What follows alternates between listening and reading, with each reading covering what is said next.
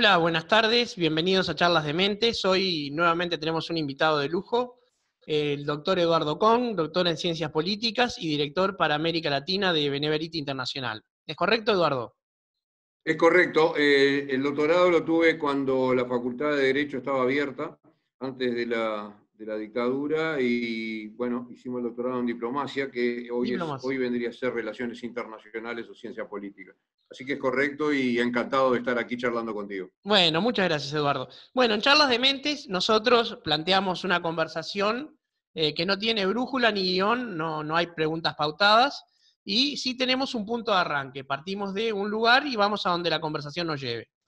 Lo que te voy a plantear a ti es un tema sobre el que hemos conversado muchas veces, que es la situación política del Estado de Israel y del sionismo en particular. Y si querés podemos arrancar con el problema de los derechos de la mujer y de la agenda de derechos en Israel, que es uno de los pocos países de Medio Oriente que tienen preocupación por eso. Bueno, en Israel el tema político hoy está por varios lados.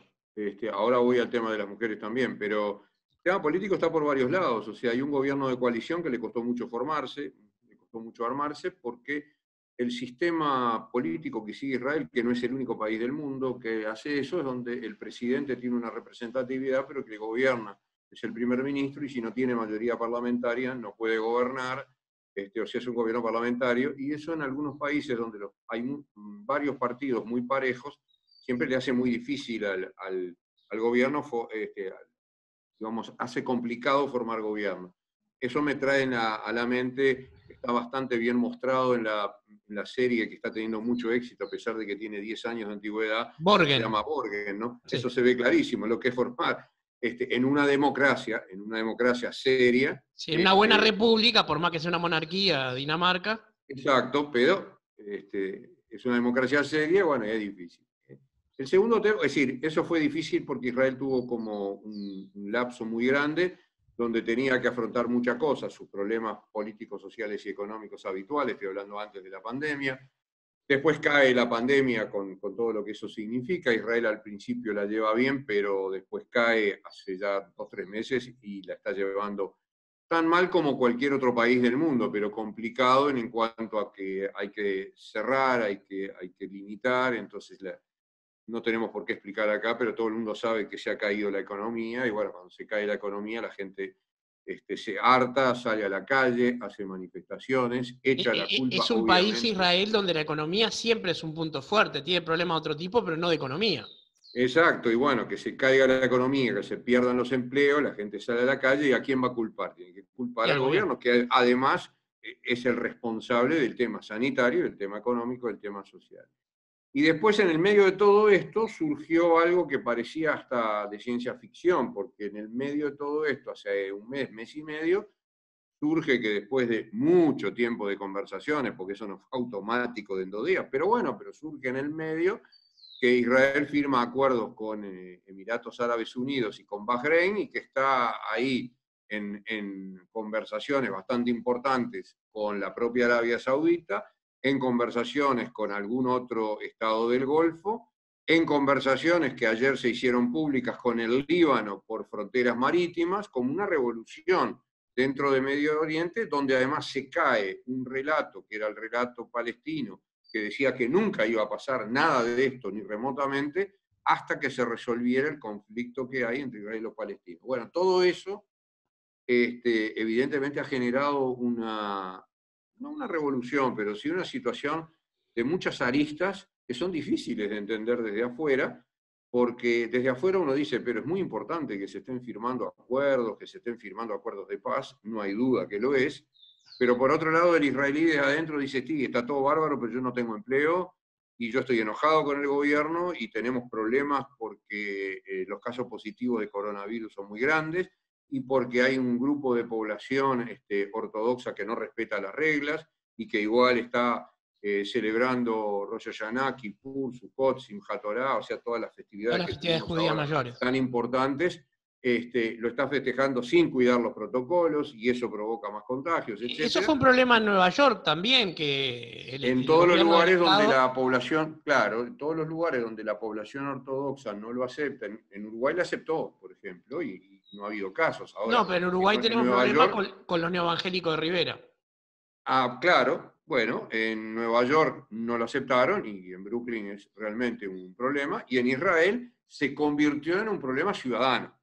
Claro, Convirtió en un problema ciudadano porque, claro, hay ideología de por medio, estás en Israel, son todos israelíes, judíos, que se enfrentan porque unos quieren, digamos, cumplir los protocolos, otros dicen que está todo bien, pero no se puede, y eso genera que de pronto hoy la situación política no se pueda analizar desde un solo punto de vista. El gobierno, si me preguntás, ¿el gobierno es débil o es fuerte? Hoy el gobierno no es ni fuerte ni débil. El gobierno está sostenido por una coalición que entiende que se está viviendo una situación de emergencia en el mundo y una situación muy de emergencia en Israel. ¿Por qué? Porque además de lo que pasa adentro, el coronavirus no es que no entró en la autoridad palestina, en Gaza, en el Líbano, en Siria, en Egipto, o sea, todos los países que están alrededor, sino que entró y entró mal también en la mayoría. Entonces hay claro. una situación que obliga a que ese acuerdo de unidad nacional, si bien tiene discusiones muy fuertes todos los días, además, como tú sabes, los israelíes hablan en voz muy alta, siempre dicen que ellos no se están peleando, que simplemente es el tono de voz que se levanta. Entonces, claro, las peleas son importantes. En ello, los derechos adquiridos no se pisan, y los derechos de las mujeres adquiridos son muy importantes. Son muy importantes y tú me habrás preguntado porque te debe haber sonado el tema de la famosa votación en Naciones Unidas donde se Exactamente. acusa a Israel de el maltrato a mujeres palestinas. Bueno, eso tiene dos contestaciones muy breves. La primera, las mujeres palestinas no viven en Israel. Las mujeres palestinas que viven en Israel son árabes Israelíes, israelíes son con todos árabes los mismos israelíes. derechos que cualquier israelí. Y son muchos y tienen representación en el Parlamento. Son 2 millones. Son 2 millones. En una población de 9 millones de habitantes, 2 millones son árabes israelíes. Claro, pero hay una Entonces, idea de que en Israel hay un apartheid en ciertos sectores políticos, y si hubiera apartheid no tendrían representación parlamentaria ni todos los derechos como cualquier persona. no O sea, tendrían nada. no se En cuestiona, no se apartheid no tenés cuestionan los nada. derechos. Claro.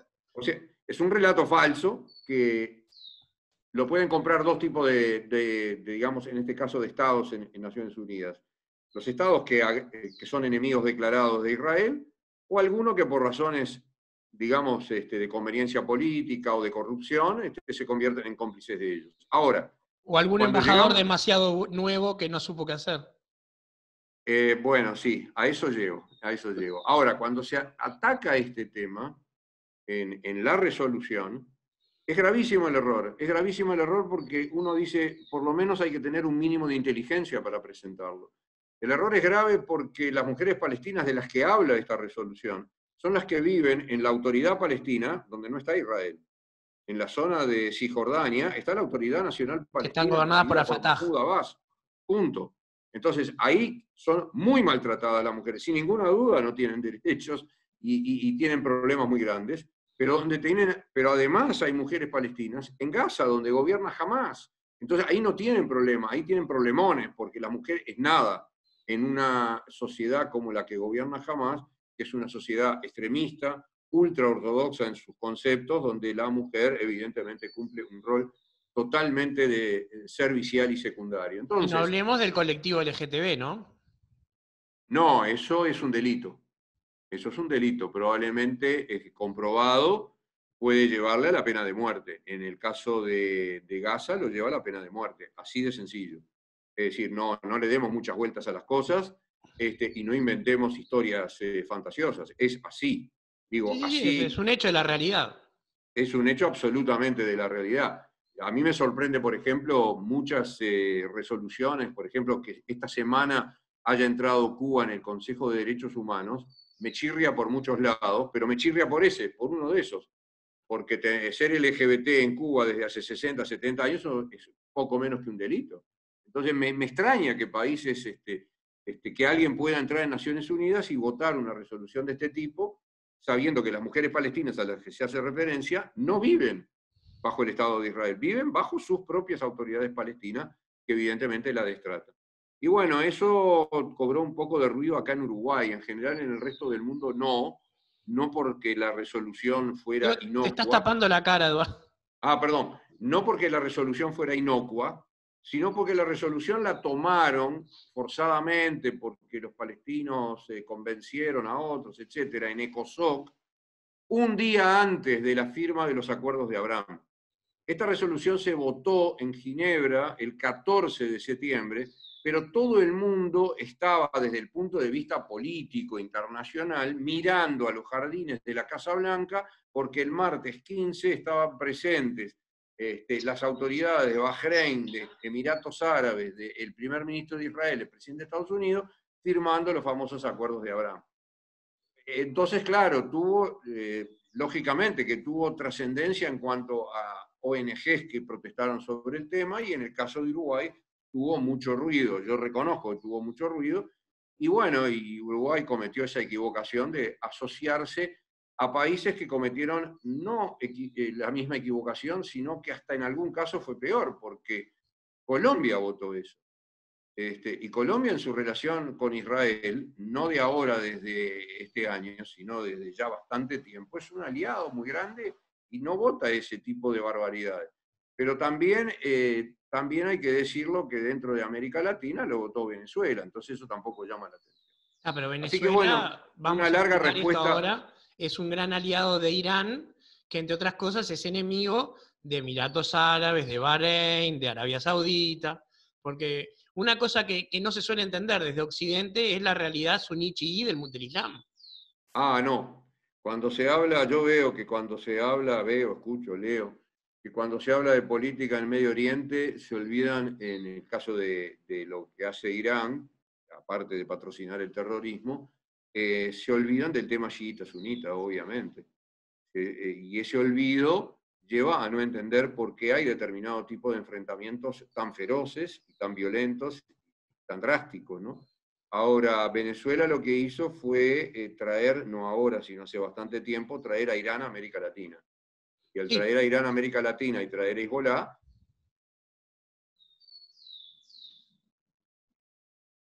¿sí? Bueno, al traer a Hezbollah, obviamente trajeron a quienes cometieron los atentados en Argentina de la Embajada de Israel y de AMIA. No se habla del tema muy abiertamente en los organismos que hay que hablarlos. Ahora se empieza a hablar desde hace quizás un tiempo no muy grande a nivel de algunos organismos de OEA, pero hay que ser claro, hay que ser claro en eso. Y a Venezuela además no le duelen prendas de demostrarlo y demostrarlo. Ahora ya la OEA ya usa los informes de Naciones Unidas sobre violación de derechos humanos en Venezuela, y ahí demuestra la injerencia, obviamente, de Hezbollah, y que Irán está en América Latina y no está acá para ayudar a nadie, eso está claro. Por No, lo menos nos está resulta documentada bastante la claro. presencia de venezolanos en Ciudad del Este que no hablan español. Obviamente, sí, pero además el hecho de haber tenido en la última década o más pasaportes ilimitados para recorrer América Latina en tiempos en que obviamente les era mucho más fácil, porque había gobiernos que en Brasil, en la propia Argentina, a pesar del problema del atentado a la AMIA, y que los gobiernos de Argentina quizás se cuidaban un poquitito más, pero Brasil, en Ecuador, en Bolivia, etcétera, los pasajes eran muy fáciles porque los gobiernos lo aceptaban. Incluso uno de los acusados de ser los que cranearon, más que cometieron el atentado a la AMIA, entró en Bolivia, estuvo con Evo Morales, y después, cuando se descubrió eso, 48 horas después, Argentina hizo una protesta tan tímida que prácticamente no la escuchó nadie. Bueno, pero Bueno, esas Argentina cosas hoy ya después no hizo un están. pacto con Irán para darle santuario a los culpables, ahí sí, no a los pensadores. Claro, hoy esas cosas ya no están en América Latina, donde cambiaron los gobiernos que amparaban, digamos, a Venezuela. Hoy Venezuela tiene bastante menos apoyos, lo sabemos todos. No solo ha cambiado por el tema de cómo se vota sobre Venezuela en Naciones Unidas, como pasó ahora con el informe de violaciones a los derechos humanos o en OEA, sino en general el relacionamiento, o sea, Venezuela hoy le queda a Cuba y Nicaragua, objetivamente, y le quedan las idas y venidas que tiene el gobierno argentino, que un día de repente dice una cosa, al otro día Es que Alberto dice Fernández no otra. es un gran amigo de Maduro. Lo era Cristina en su momento. El problema es que las presiones que tiene el actual presidente de Argentina lo llevan a que un día de repente su embajador en OEA diga algún disparate en relación a los derechos humanos violados en Venezuela y una semana después diga exactamente lo contrario. Eso no habla bien de la imagen de una coherencia en política exterior, pero es lo que le está pasando hoy en Pero es día. peronismo estándar, ¿no? La famosa frase atribuida a Mujica, como te digo una cosa, te digo la otra, es parte del discurso peronista general.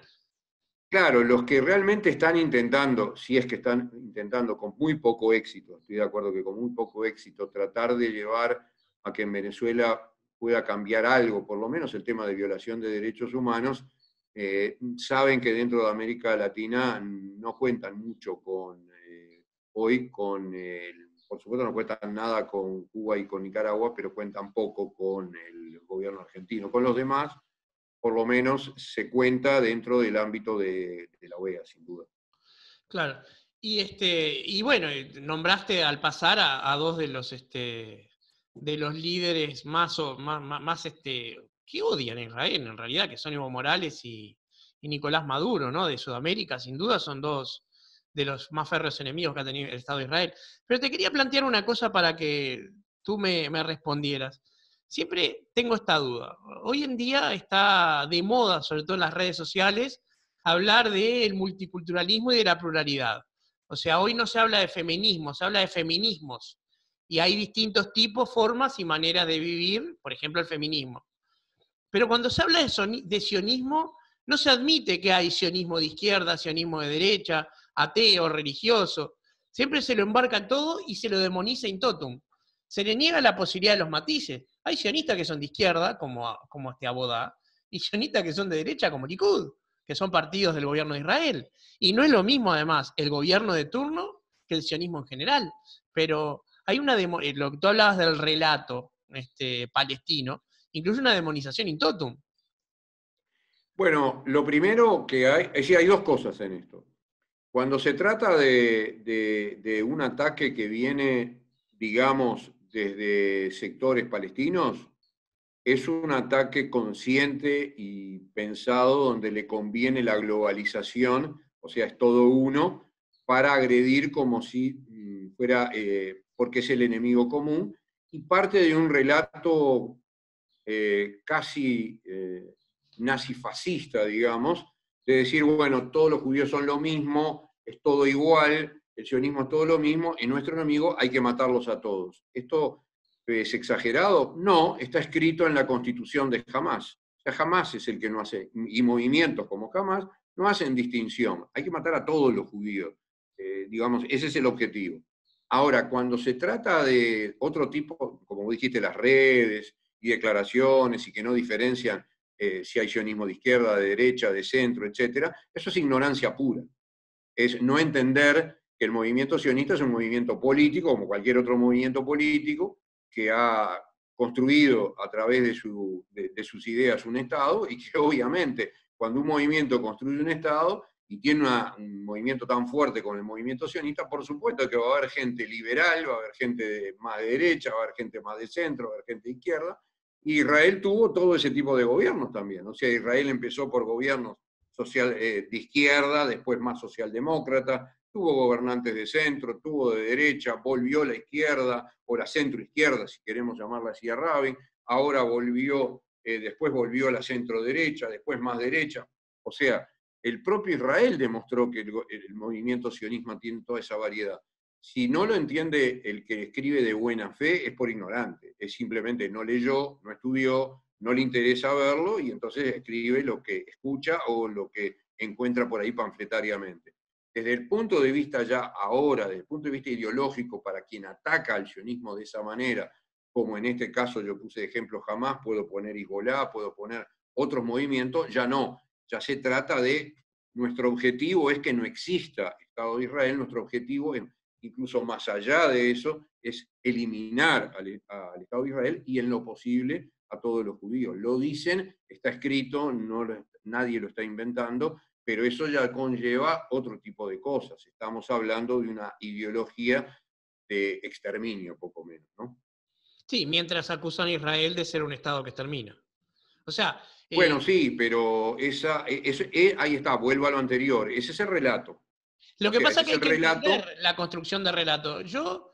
Corregime si me equivoco, pero Beneverito, el Comité Central Israelita, ¿en algún momento no llevaron a ciertos políticos a viajar a Israel, entre los cuales había un dirigente del PIT-CNT? La Benegrit no, probablemente lo haya llevado, no sé si el Comité Central Israelita o alguna otra organización, y me acuerdo perfectamente que llevó a dos dirigentes, dos altos dirigentes, creo que uno era Pereira, si no me acuerdo mal. Armando Pereira, estoy casi seguro. De eso me acuerdo perfectamente, y ellos en Israel aceptaron entrevistarse con la periodista Ana Jerosolinski, que es colega tuya en Montevideo Portal. Sí, claro, claro. Bueno, Ana les hizo reportaje y ellos hablaron muy bien de Israel, hablaron de la pluralidad, de la democracia, de lo que significa ser trabajador en Israel, lo que significa tener una central obrera como la israelí, que cuando hay que ponerse duro, como cualquier central obrera se pone, pero no se ponen duro por cualquier cosa.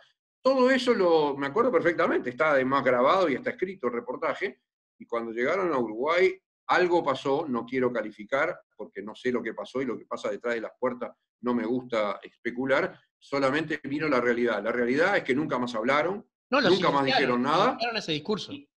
y mucho peor,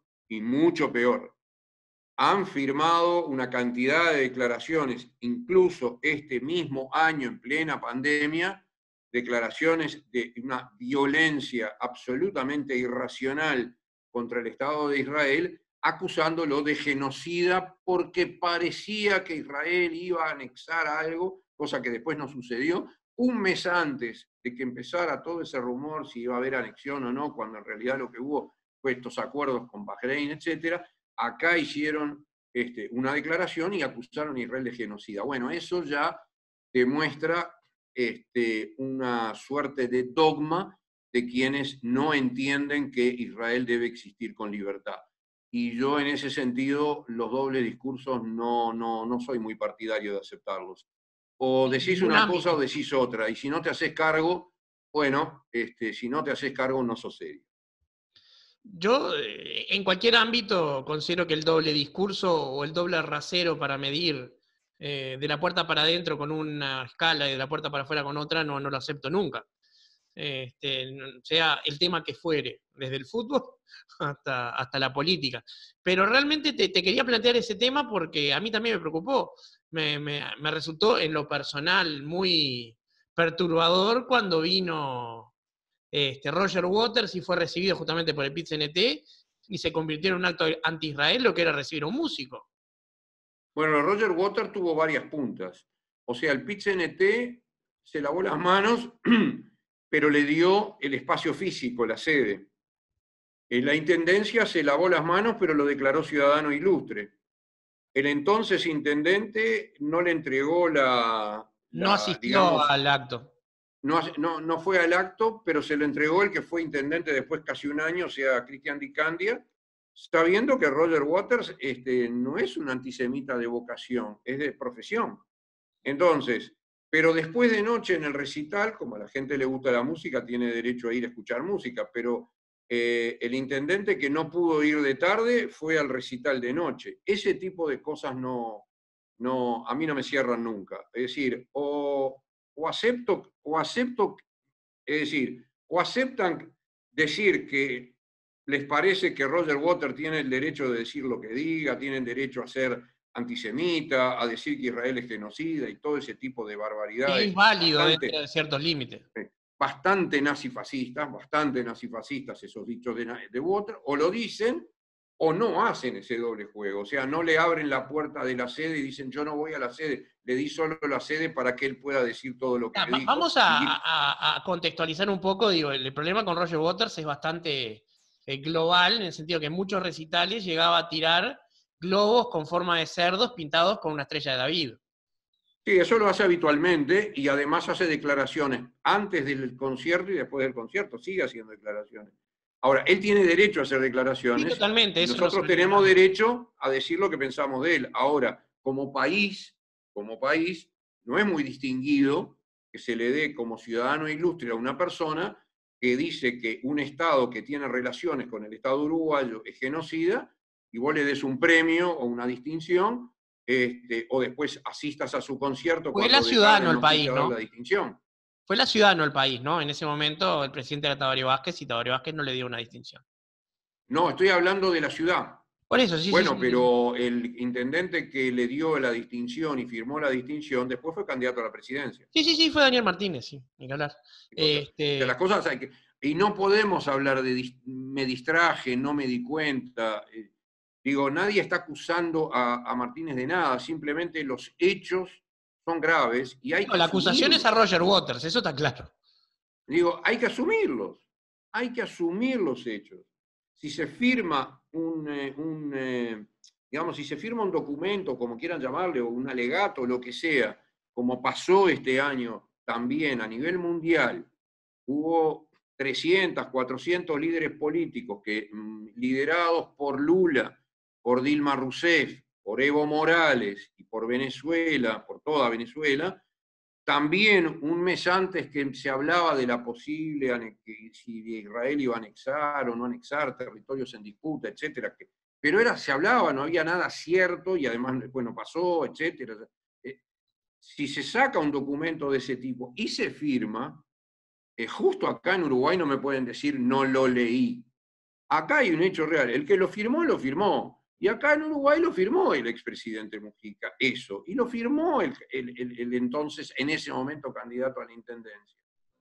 No, no, no, esas cosas hay que asumirlas. Después puede decir me equivoqué y bueno, se equivocó si lo leyó y si no lo leyó es peor.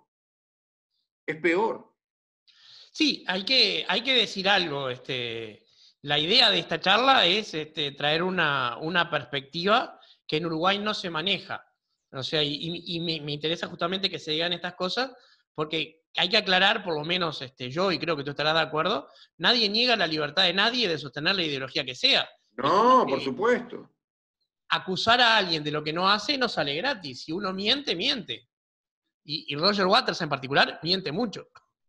¿Sí? Aparte es un ícono para quienes quieren tratar de encasillar a Israel como genocida, lo cual, ¿qué genera? Genera antisemitismo. Eso es Lo, algo que hay que entenderlo Lo cual me también, que lleva a se la otra asume. cosa, la relación entre antisionismo y antisemitismo. Para mí es simplemente un disfraz de lobo con piel de oveja, para mí es lo mismo. Yo no. Mirá, Bernardo, hoy es más contundente todavía el tema porque hoy ya viste que en casi todo el mundo, ya en casi todo el mundo, en América Latina también, bueno, Uruguay lo hizo el 27 de enero, se ha aceptado la definición de antisemitismo que ha dado una institución que surgió hace 20 años, que es una institución de investigación sobre holocausto, las siglas en inglés es IHRA, y es una definición de antisemitismo muy completa, no muy extensa, pero muy contundente. Uruguay aceptó que esa definición y lo aceptó el gobierno anterior, firmado por Tabaré Vázquez el 27 de enero, lo ha aceptado en Argentina todas las ciudades, Brasil, Europa, etcétera, etcétera. Y esa definición muestra muy claro que el tipo de manifestaciones que hace Roger Waters tratando de hablar de Israel, de sionismo y diciendo que él no es antisemita, es exactamente eso, es antisemita. Es decir, la definición es contundente. Entonces, si alguien sigue esas definiciones, si alguien hace un comunicado, un manifiesto, y empieza a acusar a Israel de genocida, es clarísimo por esa definición que está incitando al antisemitismo y está además firmando un documento que además de incitar al antisemitismo, es antisemita. Entonces, después que me diga el expresidente de Brasil, no, no, nosotros no somos antisemitas, estamos en contra de las políticas de Israel, bueno, no, señor. Si usted acusa a Israel de genocidio, lo cual es una falsedad brutal, porque además da la impresión de que quienes lo firman no tienen ni idea que es un genocidio. No creo que sean tan ignorantes todos estos firmantes. Entonces usted está haciendo algo que es violatorio de algo elemental que está definido ya Es como que definición de no vi antisemitismo a nunca ni a nivel mundial. Mujica ni a ninguno de esos líderes quejarse del no reconocimiento del genocidio armenio y nunca lo hicieron. Y eso fue un genocidio. No hay Aparte, Israel ninguna es duda. el peor genocida del mundo, teniendo 2 millones de árabes que viven con ciudadanía total, sin matices ni nada, integrados totalmente a la sociedad y al gobierno. Hay ministros árabes. Cuando uno hace, digamos, cuando un político hace aseveraciones y tiene que demostrarlas, y si hace solo las aseveraciones y no tiene ninguna posibilidad de demostrar, porque obviamente no hay ninguna posibilidad, el genocidio, es muy claro lo que es un genocidio, y es muy claro que eso no sucede hoy en la relación entre Israel, Hamas, Autoridad Palestina, etc. Entonces, porque no creo que un Estado genocida entregue dinero mensualmente por impuestos a la Autoridad Palestina, no creo que un Estado genocida atienda por COVID tanto a gente que viene de Gaza como la que viene de la Autoridad Palestina. No creo que un Estado genocida atienda en los hospitales israelíes a todas las autoridades de la Autoridad Palestina. Mahmoud Abbas habla mucho, pero jamás se atiende en un hospital en Ramallah. Siempre va a atenderse a Israel, Israel lo recibe y lo atiende. Entonces, cuando uno dice un disparate como eso, de acusación de genocida, tiene que hacerse cargo. Tiene que hacerse cargo porque además, insisto, incita al antisemitismo. Y Sí, Uruguay tiene bastante de eso en las redes sociales, lo sabemos todos. Y de las redes sociales a un paso más, en pandemia puede ser que demore el paso más, pero no nos arriesguemos, porque en Chile con bueno, pero pandemia y ya todo ya tuvimos un vimos que asesinato a sangre avanzó. fría en Paysandú. No, ni que hablar que tenemos el asesinato, ni que hablar que cuando en el 2014 el presidente de Uruguay dijo por primera vez, en plena conflicto de Israel y Hamas, que Israel era genocida, generó la mayor ola de antisemitismo que no teníamos hacía no sé cuántos años, probablemente 30 o 40 años, y nunca se logró bajar después del 2014 a los niveles que debería bajar el hecho de estar acosando en las redes sociales todo el tiempo y estar todo el tiempo teniendo que ver agresiones antisemitas, algunas sin firma, o sea, algunas con seudónimo, otras no. Entonces, el que hace esas declaraciones y tiene una responsabilidad política, que se haga cargo, porque es muy grave y puede llevar a hechos graves como pasó el de Paysandú, obviamente. Vamos a aclarar que una persona acuchilló al señor David Frem al grito de Alá no sé qué cosa, ¿no? O sea, Sí, y lamentablemente, si bien está internado en el Hospital Vilar de Bo, fue declarado inimputable. sí. Y yo honestamente no conozco ningún caso en Francia de los asesinatos que han habido y muchos antisemitas en los últimos años, a balazos, a cuchillazos, a lo que fuera. Con un No conozco camión. ninguno de ellos que esté en ningún psiquiátrico si no están en la cárcel, y a ninguno lo declararon inimputable. Claro, el problema que tienen en Europa es otro, ¿no? Ellos tienen su propio problema de integración entre las distintas culturas, porque, claro, el otro día Darwin Desbocati, un personaje de la radio, decía que el discurso entre sionistas y palestinos en Uruguay genera un fervor que no se entiende siendo un país que está tan lejos y que la mayoría de las personas no tiene nada que ver con el tema. Pero como que genera una cierta polarización en Uruguay que está basada en una total ignorancia. Por ejemplo, hay un hecho que no hay forma de explicárselo a nadie y te pido que me ayudes de repente a explicarlo.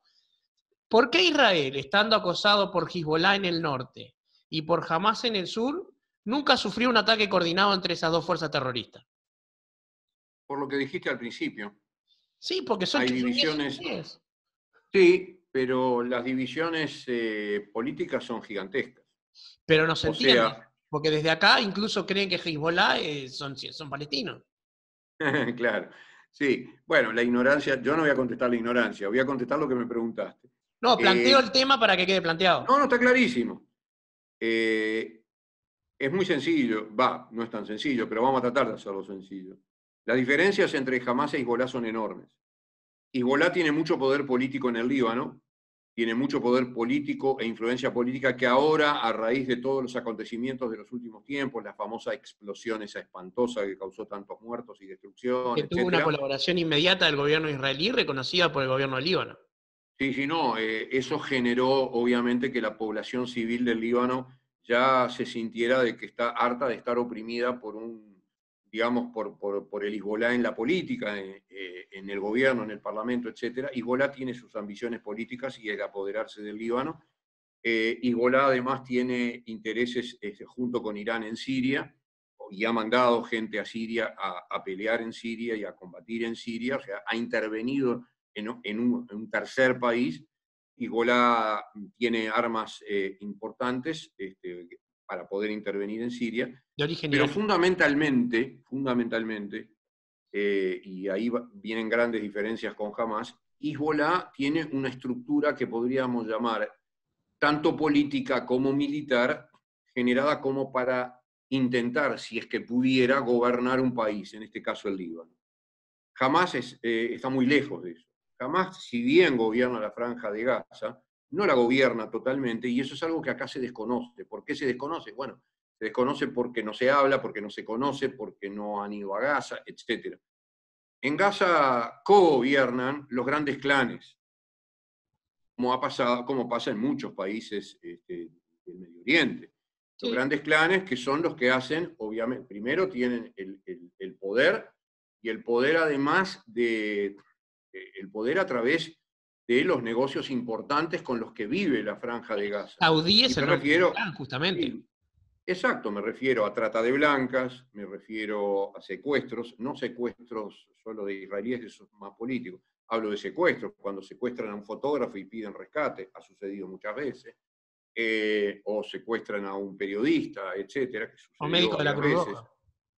Exactamente. El tema del narcotráfico. Entonces, Hamas co-gobierna, o sea, gobierna hacia lo que ve el mundo del exterior, pero co-gobierna. Hay facciones que obedecen a Hezbolá y no obedecen a Hamas en Gaza. Y los clanes obedecen a sí mismos y tienen una especie de entente, o como quieras llamar, o acuerdo con Hamas, mientras ellos puedan hacer lo que hacen. Entonces, entender eso no es fácil. ¿Cómo lo entiende alguien? Si va al lugar. Si tengo tiempo, te doy un ejemplo que me va a llevar dos Sí, minutos. claro, claro, claro, claro. No hace muchos años, pero hace 10, la historia no es mucho. En Gaza todavía en ese momento podían entrar al fotógrafos, periodistas, con autorización y con problemas, ¿no? Pero bueno, entró un periodista y fue secuestrado. El periodista, claro, ellos entendieron que era de AFP. Entonces ellos entendieron que era France Press. Y habían secuestrado a un periodista francés y van a pedir rescate. Pero el periodista era peruano y no era de France Press. O sea, era un freelance, llamémosle así. Y él era peruano, un ciudadano peruano que trabajaba, y bueno, entró de Gaza, y además era fotógrafo, ni siquiera periodista.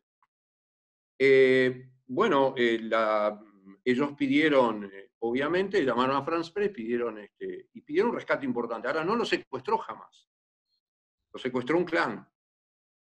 La embajada de Perú, esto lo cuento porque ya terminó, la embajada de Perú se contacta con el gobierno de Israel a ver qué se puede hacer. Bueno, lo que puedo sí contar, corto, es que, y ¿por qué me entero? Porque justo yo estaba ahí en Perú, es que una persona que en Perú ocupó cargos de viceministro y de embajador después en Naciones Unidas, nos encontramos muchas veces, dijo, voy ya a Medio Oriente, y fue a Israel y dijo, ¿qué es lo que tenemos que hacer? Y bueno, vamos a tratar de que usted tenga una reunión con los secuestradores. Pero eso, bueno, si usted quiere. Si no quiere, no podemos hacer nada. Nosotros no tenemos relaciones de ese tipo con el gobierno en Gaza. Él lo aceptó y se arriesgó. Y cuando lo contaba se te paraban los pelos de punta, porque dice, claro, entré en una zona que no sabía cómo era, yo no sabía cómo era la ciudad de Gaza, no sabía que podía haber zonas con viviendas, digamos, muy humildes, y al lado podía haber otro tipo de viviendas nada humildes, y podía encontrarme muchos Mercedes, y como que no entendía muy bien por dónde iba, para hacerlo más rápido. Tiene la reunión y se da cuenta que no está reunido con ningún gobierno. El jefe del clan le dice, bueno, señor, nosotros, ¿qué es lo que usted ofrece por el francés? ¿Qué francés, señor? Yo soy representante del gobierno del Perú, y no ofrezco absolutamente nada, porque quiero que lo liberen, es una persona inocente, estaba haciendo su trabajo, lo que usted está haciendo es un acto criminal. Bueno, le dio todas las razones que puede dar un diplomático tratando de hacer su gestión. Lo concreto es que le explicaron que no era así el tema, y de que si no querían pagar nada, bueno, a ellos no les servía, y si no les servía, obviamente no les servía nada. Si no les servía a ellos vivo, a ellos tampoco les servía vivo. Y lo mandaron de vuelta, y la verdad, Perú estaba desesperado. Lo concreto, el caso terminó con mucha suerte. No tengo ni la más mínima idea cómo hizo Israel, o sea, alguien de Israel, para lograr que entendieran y lo liberaron. Ese hombre debe vivir llorando cada vez que cuenta su historia. No trabajó más prácticamente. Y el diplomático también, cuando hoy lo cuenta porque pasó muchísimo tiempo, dice, la verdad, nunca me hubiera imaginado cómo era, cómo se vive, cómo es el concepto, la mentalidad, la forma de vivir. No tiene nada que ver con nosotros, los valores son otros y nosotros no entendemos. No entendemos. Dice, yo probablemente no lo entendí, pero sí entendí que cuando hablamos así ligeramente porque leímos un artículo, porque escuchamos una opinión, estamos cometiendo un error muy grave. Dice, la verdad, mi experiencia me indica que este no es un conflicto para solucionarlo de hoy a mañana, quizás yo no lo vea solucionado, nunca, pero no tengo ninguna duda que primero están los conflictos internos, están sin solución, y queremos resolver el conflicto global. Dice, tiene que pasar algo. Bueno, hoy está pasando. Hoy hay un montón de estados árabes que dicen, basta, basta del relato palestino, ya no me sirve más. Evidentemente le dimos millones y millones y millones de dólares y los palestinos no quieren entender. Eso es lo que dijo hace poquito el príncipe que reina en Arabia Saudita.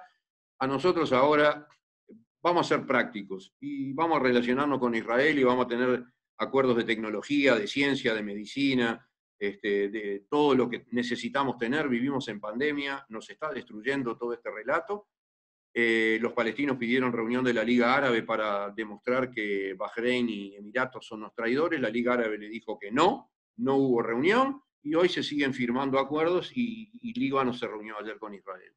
Y hace 15 años este pobre señor peruano no lo mataron de casualidad, porque la filosofía de vida es esa. Entonces, cuando me vienen con relatos tipo Roger Waters o un político latinoamericano con responsabilidad de gobierno habla y dice que Israel es genocida con una facilidad pasmosa, a mí realmente me preocupa en qué está pensando el que habla y cómo no se da cuenta lo que generan sus palabras, realmente. Sí, el tema es la utilización, digamos, mm, banal de palabras que son graves. O sea, una acusación de genocidio. Bueno, Sudáfrica acusó a Israel de apartheid en un momento. Sí, claro. Era una cosa maravillosa. En Sudáfrica, hasta Mandela, había una situación en que los negros no tenían cédula de persona. No tenían cédulas, no tenían una identidad civil. Y están comparando con un país donde los israelíes árabes son israelíes como cualquiera, como cualquier israelí, druso, cristiano, judío. No hay una separación en categorías. Pero la gente Como se dice hoy, no resiste el relato, mucho menos el archivo. Claro, pero hay que deconstruir ese relato y no es fácil. bueno, es muy interesante que hoy está desconstruyendo el relato países árabes. Sí, claro. Porque si hoy nosotros leemos los editoriales de los últimos 2, 3 meses que han escrito los diarios más importantes de Emiratos Árabes, de Bahrein, incluso en Arabia Saudita, incluso ahora en el Líbano, decimos, uy, la verdad, tantos años, digamos, luchando para que trataran de entender, y ahora ¿quién está tirando abajo el relato? Bueno, los que aceptaban un relato que además uno fue muy honesto la semana pasada.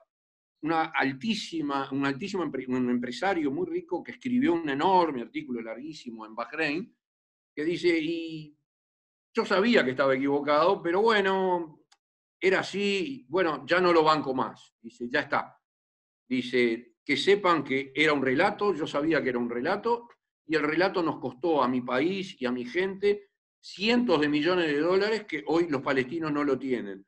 Deben estar distribuidos entre muy pocos, dijo, y capaz que ya hasta se lo gastaron, pero ya no va más. Entonces los que están desconstruyendo el relato es muy interesante que lo estén desconstruyendo ellos mismos. Es muy interesante. Es que, a ver, el problema de construir un relato, ahora que deconstruir está tan de moda asociado a otros temas, es que el relato a veces se resiste. Una de las aristas de resistencia es que ahora ser pro-árabe y anti-Irán es lo mismo que ser el demonio también. O sea, por ejemplo, era la perspectiva que tenía Obama. Claro. Y lo que me lleva a la otra pregunta, ¿qué pasa en Estados Unidos, Eduardo, tú que sabes más del tema? Bueno, digamos, supongo que la pregunta viene con el tema de elecciones, no Sí, comunidad claro, el tema judía. elecciones, sí. Bueno, mira, las elecciones en Estados Unidos tienen un sistema muy complejo, evidentemente, y no estoy hablando de House of Cards, que No, quede claro. claro. Ni de Scandal, ni de ninguna de las series, que muy interesantes, pero la vida real a veces es un poco distinta. Pero igual es un sistema complejo, porque al fin y al cabo Trump llegó a la presidencia legítimamente, pero tuvo 3 millones pero Hillary Clinton tuvo 3 millones de votos más. Entonces, imagínate si yo te digo que el intendente de 33 tuvo 3 millones de votos más y el intendente es el otro, se arma una revolución, ¿verdad? Claro, porque allá tiene un colegio de electores que acá no tenemos. Ahí está. Pero no todo el mundo entiende eso. Entonces, claro, hoy en día, decir que Vamos a las explicar, encuestas... ¿no? Cada estado tiene un número de electores y esos son los que eligen el presidente. La gente no vota al presidente, vota a los electores. Exacto. Entonces, hoy, decir, bueno, Biden lleva 8 puntos de ventaja, 9 puntos de ventaja, 10 puntos de ventaja, la encuesta tal, probablemente lleve ventaja, porque Hillary Clinton también llevó ventaja. Al fin y al cabo tuvo 3 millones de votos más.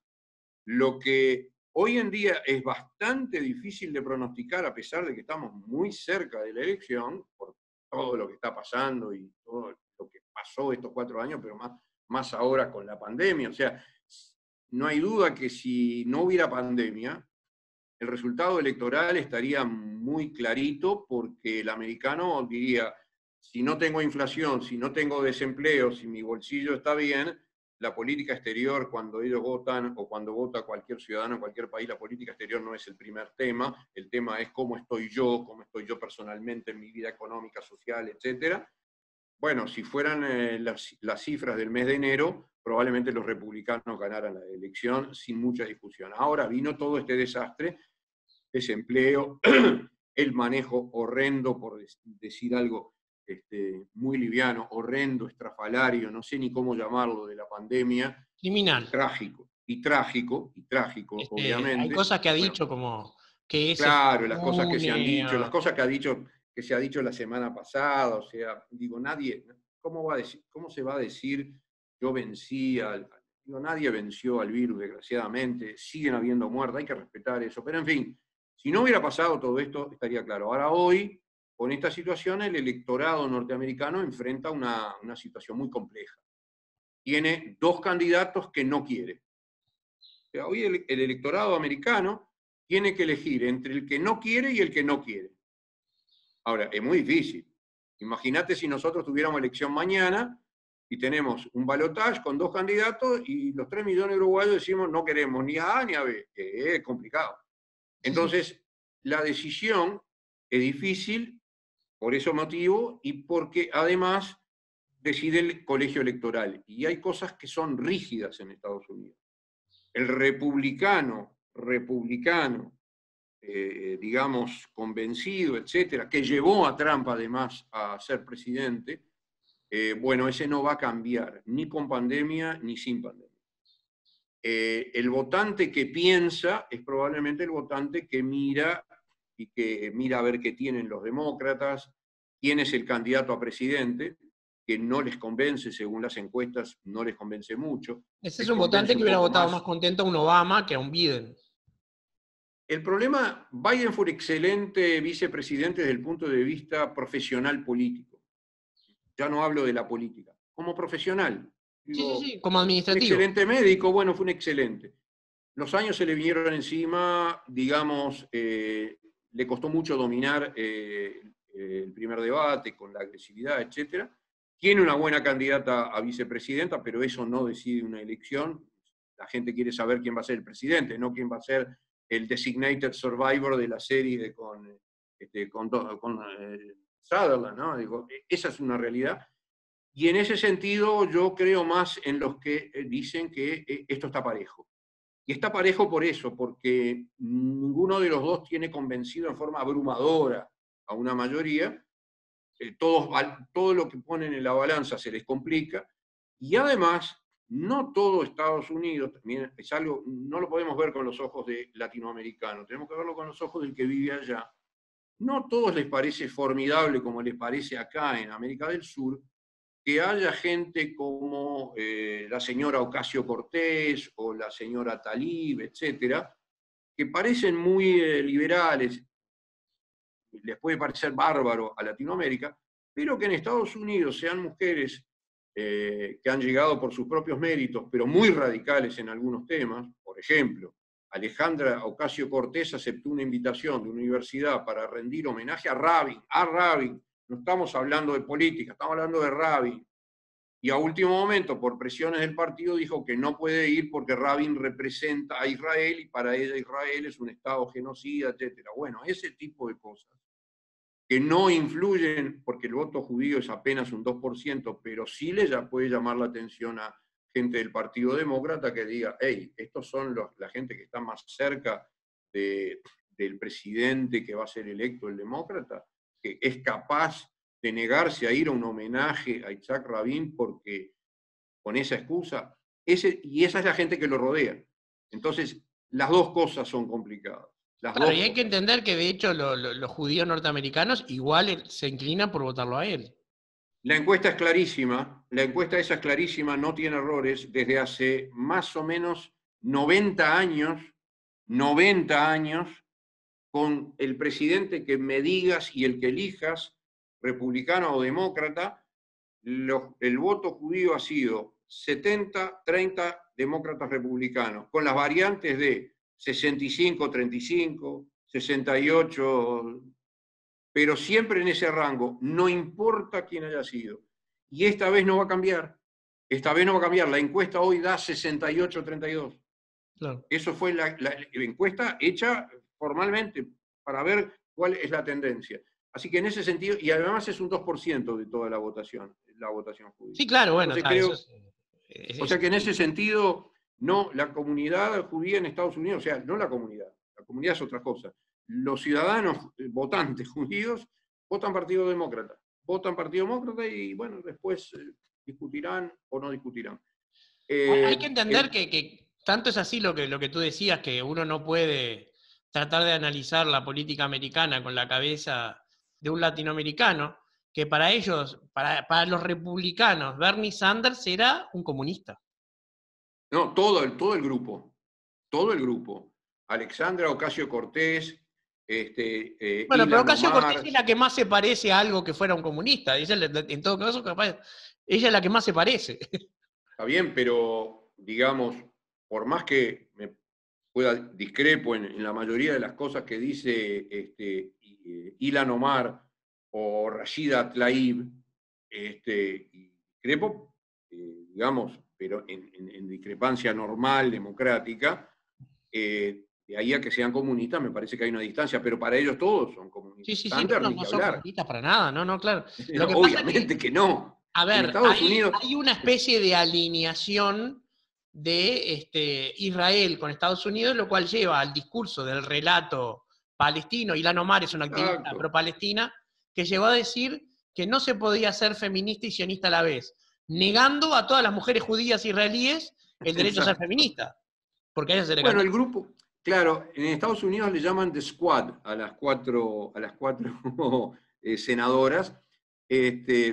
No es un escuadrón porque no siempre votan igual, pero son del Partido Demócrata y lo que ellas pretenden, ya sacando el tema de Israel, digamos, de su plataforma, evidentemente ellas surgen y levantan mucho por su oposición muy grande a todas las ideas republicanas que han estado vigentes en estos 4 años en la vida de Estados Unidos, desde todo punto de vista, Que en muchas social, cosas uno podría llegar sociológico. a coincidir, de hecho, ¿no? Claro, pero de ahí a que ellas pertenezcan a un grupo, digamos, eh, ni siquiera de izquierda, o sea, yo diría que son lo que uno llamaría liberales dentro de lo que es demócrata, el ala más liberal, más de izquierda, y asociadas a una cantidad de gobernantes socialdemócratas de Europa, una cosa por el estilo. Digamos, las acusaciones que les hacen en Estados Unidos la gente republicana, el comunismo es algo, digo, para hablar de comunismo tendríamos que hablar de historia y de McCarthy y de ese tipo de cosas. No, Hoy por en día es supuesto, pero Estados ridículo. Unidos es un Hoy es país que ridículo. no admite ser analizado con izquierda-derecha, es una cosa distinta.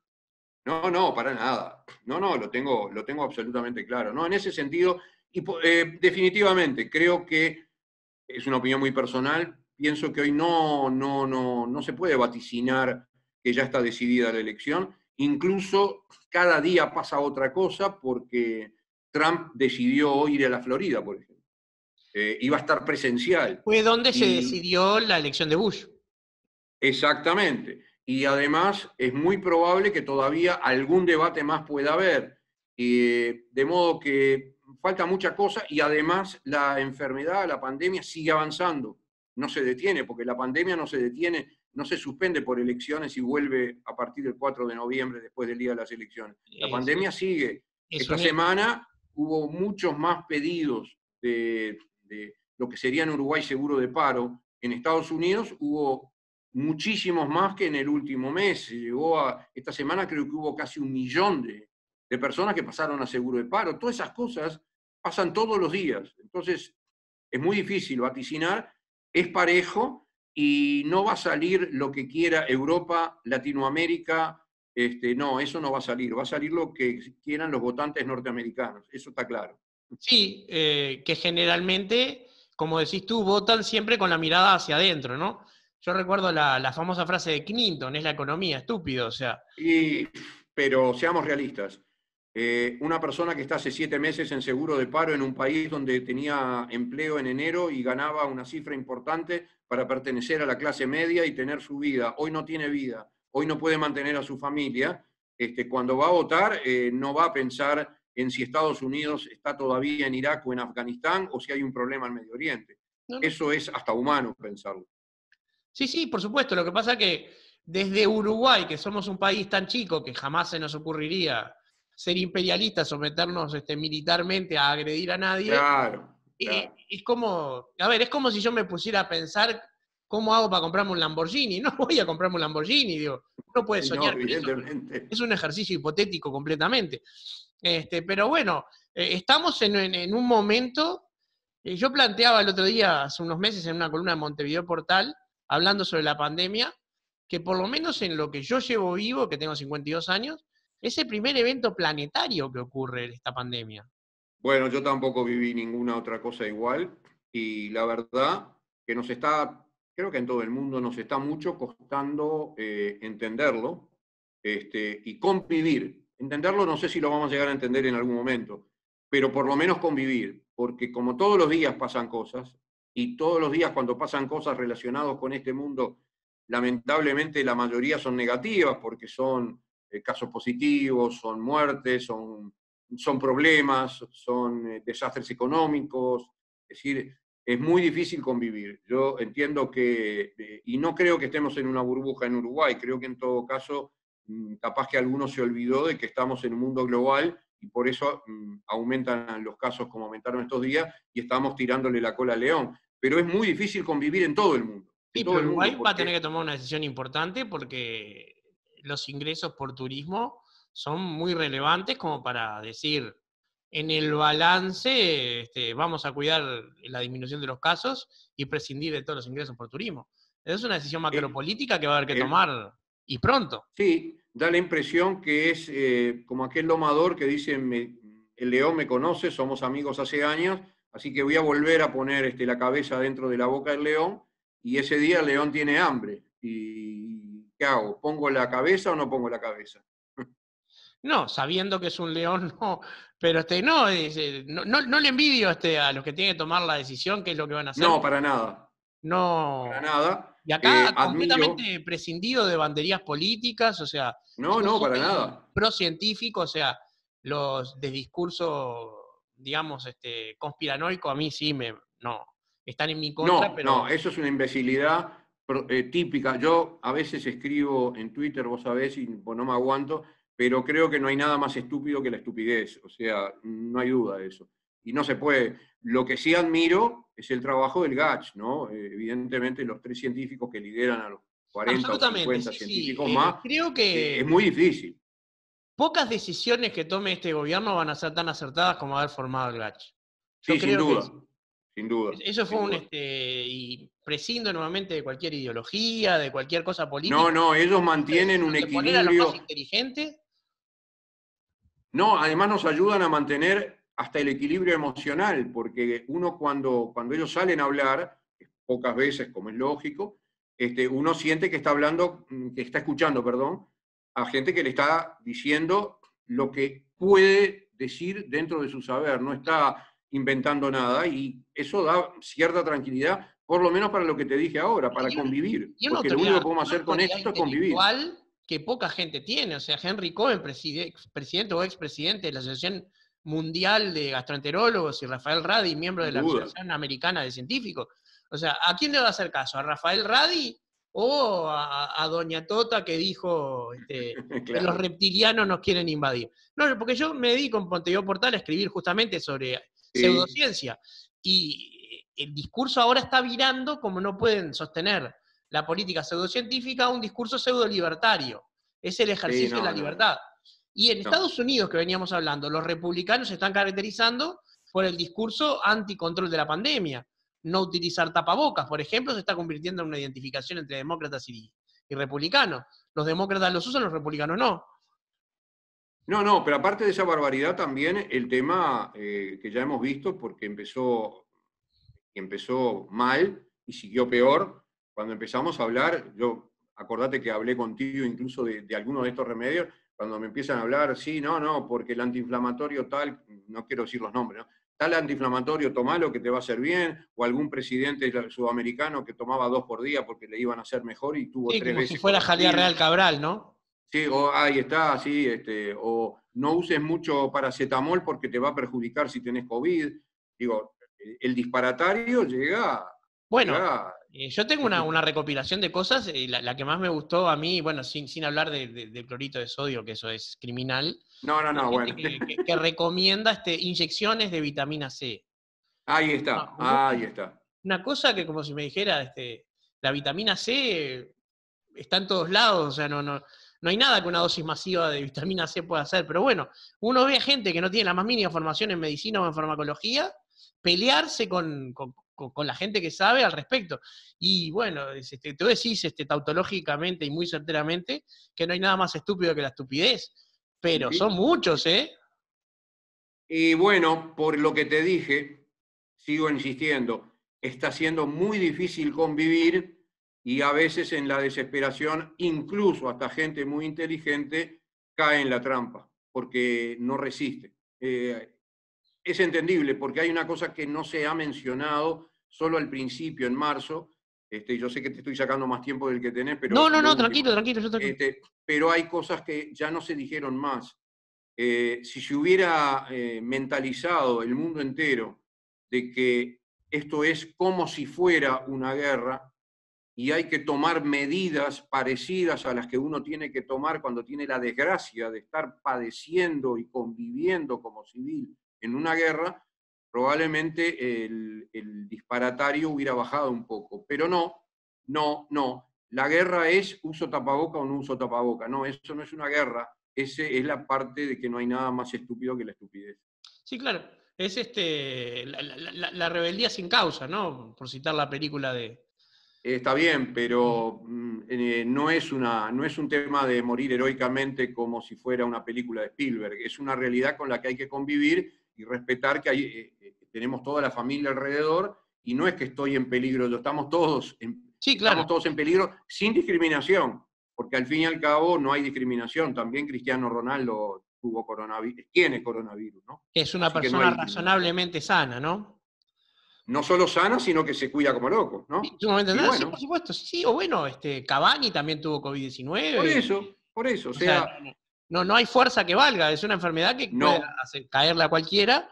Y la realidad es que al no haberlo tomado como una situación de guerra, donde el enemigo no es mi prójimo, sino un virus, se perdió la posibilidad de la solidaridad global también, que eso no ha se habido. perdió muy rápido. Se hablaba mucho de empatía y yo creo que la empatía quedó por el camino hace rato quedó por el camino entre países, entre gobernantes, entre la gente, en todo. La empatía quedó como un sueño. Hoy es un sueño y yo sé que mucha gente va a discrepar acá en Uruguay porque hay muchas muestras de solidaridad, pero una cosa es la muestra de solidaridad, que eso existe y va a seguir existiendo, y otra cosa es una empatía de todo el país atrás de un objetivo y es cuidarnos todos. Eso no, Porque eso es vos decís que invendible los porque no uruguayos no existe. somos cultos, solidarios y No, muy amables. no. La parte de empatía acá se demuestra que no, Yo estoy porque de si no, acuerdo. no haríamos las cosas que estamos haciendo. Tan simple como eso. No nos juntaríamos 400 personas en una fiesta porque nos parece que no nos va a pasar nada y generaríamos la posibilidad de que nuestras propias familias Sí, sí, o en se un enfermaran ritual religioso gravemente como en y tuviéramos Rivera, un mínimo. o en la ¿No? rural, o en la marcha No de lo la... haríamos. Ah, no. Sí, No lo claro. haríamos. Y lo hacemos. Bueno, si lo Fíjate que hacemos, una manifestación que para mí es, en cuanto a su peso simbólico, la más fuerte de todo el año, que es la Marcha del Silencio, se hizo virtual este año. claro, claro, porque hasta ahí funcionaba hasta cierta medida la empatía. No sé cuándo fue el quiebre, ni me corresponde decirlo, pero que hubo un quiebre y que el quiebre está, no tengo duda. Lo único que tengo que hacer es mirar con mis ojos lo que veo afuera, nada más. Sí. Eduardo, te agradezco muchísimo tu No, tiempo, al ha sido un contrario. placer enorme charlar contigo como siempre. Y bueno, para terminar en un tono un poco menos sombrío, ¿qué querés compartir con nosotros que hayamos o que no hayamos hablado? Bueno, no, la realidad abarcamos muchas cosas. Mirá, lo que quiero compartir, y en un tono nada sombrío, es que si los uruguayos hemos tenido hasta ahora eh, la suerte, el privilegio, como quieran llamarlo, de mantenernos bastante bien mientras tenemos todo alrededor muy problematizado porque, bueno, por distintos motivos, me refiero a la pandemia, que para mí es el tema número uno en este momento, eh, creo que tendríamos que poner el coche en punto muerto y dar un poquito de marcha atrás y recordar el 13 de marzo y pensar qué es lo que queremos hacer con nuestras familias, nuestros hijos, nuestros nietos, nuestros padres, nuestros hermanos, con nuestros compañeros de trabajo, con nuestros amigos, con nuestros conocidos y con nuestros desconocidos. Si creemos que nosotros podemos hacer cualquier cosa y que esto se va a terminar mañana, vamos a caer en lo mismo que el resto del mundo y sería una lástima porque no soy chauvinista, no me preocupa tanto salir en todos los diarios del mundo como ejemplo de cómo llevar la pandemia. Lo que me preocupa es que mostremos que podemos tener la empatía que llegamos a tener por cortito tiempo al principio que vino esto, que la podemos recuperar. Tengo las esperanzas balanceadas, o sea, no creo, no soy un iluso, pero creo que hay una enorme cantidad de gente que tiene la capacidad, obviamente, de pensar y convencer. Y no le pueden dejar esa tarea solamente al grupo científico o a un gobierno o a los partidos políticos. Esto es de la gente, Sí, sí. esto es nuestro. O lo hacemos o no lo hacemos. Y yo confío en que lo hagamos. Muchísimas gracias, Eduardo Con, director para Latinoamérica de Benevolente Internacional. Hasta pronto y seguramente te estaremos convocando en otra oportunidad. Muchas Con gracias. mucho gusto, gracias a ti, un abrazo. Adiós. Random. Il cinema per me è il mio modo più naturale di realizzarmi. I'm much more comfortable criticizing people behind their backs. Al otro, a Borges, es a quien le ocurren las cosas. Porque nada mejor que una buena historia.